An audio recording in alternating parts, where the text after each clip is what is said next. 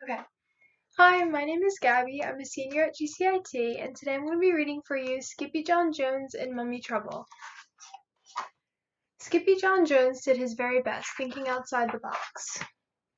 And this twisted his mama's whiskers tighter than a Texas tornado. Hey you, Mr. McPoo, said Mama Junebug Jones. Just what do you think you're doing? McPoo didn't say boo. He was too busy reading. Hey, little digger, I'm talking to you, said Mamma, scooping up her boy. A pyramid outside the litter box will never ever do. Then she saw his magazine. National Geographic, mused Mamma, and the curse of the cat, Mummy. Why, this will give you nightmares, boy, with an upset tummy too, plus a puffy tail on the grandest scale. This story is taboo. But Skippyjon Jones was in no mood to listen to his mamma, so he skedaddled into his room for a really good bounce on his big boy bed. He bounced once, he bounced twice, and the third time he bounced, he said, "Oh, I'm Skippyjon Jones, and I do love my mummy, but if I don't bounce I get knots in my tummy." Then the kitty boy flipped over to the mirror for a look-see. "Holy smokeito!" exclaimed Skippyjon Jones. "I know you," he said to the doggie in the mirror. "Your ears are too big for your head is too big for your body. You're not a Siamese cat." Then using his very best Spanish accent, he added, "You are the steely big Chihuahua, dude, the whole enchilada." And they just might like enchiladas in Egypt, thought Skippy. So the kitty boy donned his mask and cape and began to sing in a moist, soft voice. "My name is Skippito Frisquito, and I'm off to see old Egypto.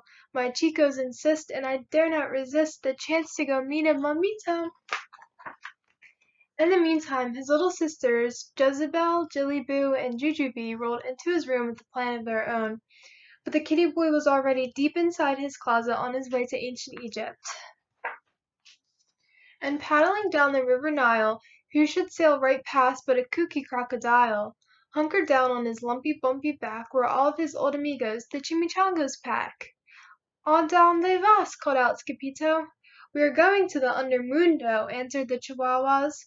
"Not the underwear!" exclaimed Skippito. "No, no, no," said the Puchitos, "you silly little beast. To the underworld, where mummies rest in peace." "Peas!" exclaimed Skippito.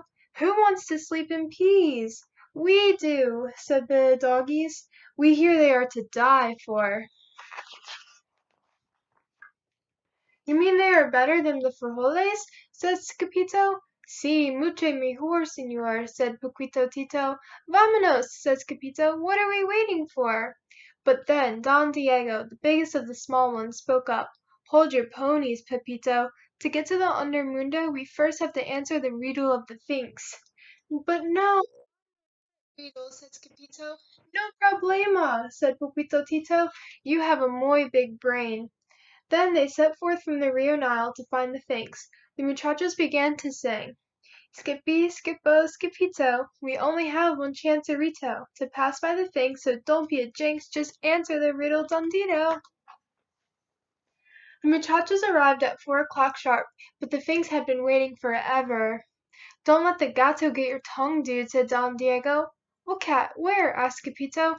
"That cat, there," said the Peritos, pointing to the Sphinx. But before he could say anything, the great Sphinx spoke. "Whose ears are too big for his head, and who loves to bounce on his bed, who creeps on all fours through his own closet door straight into the land of the dead." Skippito knew the answer to the riddle, but he was so nervous he coughed up a little fur ball. "You call it an answer, dude?" said Don Diego. "The answer!" bellowed the Sphinx. So with his permission, the Peritos were free to pass on to the tomb of King Rootin' Tootin' Kitten Kabootin'. When they finally reached the pyramid, the doggies burst into song and dance. "Oh see, oh say, Osiris, our boy had a touch of the virus. He coughed up a ball, so the Sphinx made a call, and now it's inscribed in papyrus." But when Scipito saw how dark it looked in the pyramid, he began to feel queasy. "My tummy hurts," he groaned, "and my tail's getting puffy too." But his chicos would not comfort him. They just wanted their peas, por favor. "Are you not El Scipito Frisquito, the great sword fighter?" asked Poquito Tito. "Si," declared Scipito, "that is me." "Then do your duty, dog," commanded Don Diego. So Skippyjo drew in a deep breath and dove into the darkness of the musty old tomb, chanting, "Peas, por favor, peas, por favor, peas, por favor." He rocketed through the vault like a fur-covered comet, until suddenly, smackito! Skippy hit a wall and knocked himself out cold. Soon after, 3 goddesses emerged from the shadows to prepare the kitty boy for his journey to the undermundo. "First we salt and pepper him," said Ba, the first goddess, "and sprinkle him with lucky charms," said Da, the second one. "Then we wrap him and roll him and bundle him tight," said Bing, the third goddess, "and blow him a kiss and say nighty-night." Then the trio rolled the wrapped cat down the ramp into the king's burial chamber. Across the room stood the 4,000-year-old sarcophagus of King Rootin' Tootin' Kitten Kabootin'. And just as they were about to deliver El Skipito Mamito, he rolled right into the feet of the oldie moldy mummy. "Bada bing," moaned the king as he stretched out his paws. "I need to rest in peace." "Peas!" screamed El Skipito Mamito, waking up in a flash.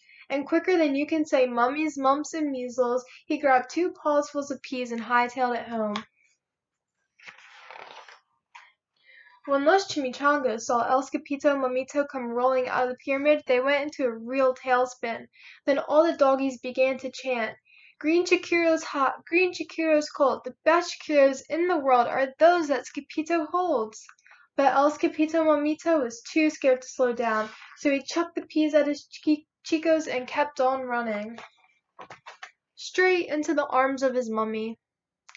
"What's the matter, Fuzzy Bug?" asked Mama Junebug Jones. Skippyjon Jones looked back over his shoulder to see if the 3 spirits were still chasing him.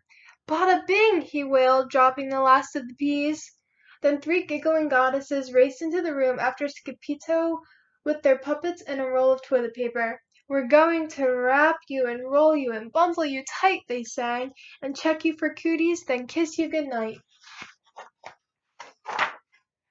That night Skippyjon Jones was bouncing on his big boy bed. "No mummies in my closet, no mummies in my bed, no mummies in my bookcase, no mummies in my head." Just before he closed his eyes, the kitty boy checked his room one more time for mummies. The only one he saw was his own. "I love you, Mummy," said Skippyjon Jones. "I love you too, Bunny Boots," said Mama Junebug. "Now go to sleep, por favor." Good night. I hope you enjoyed that story.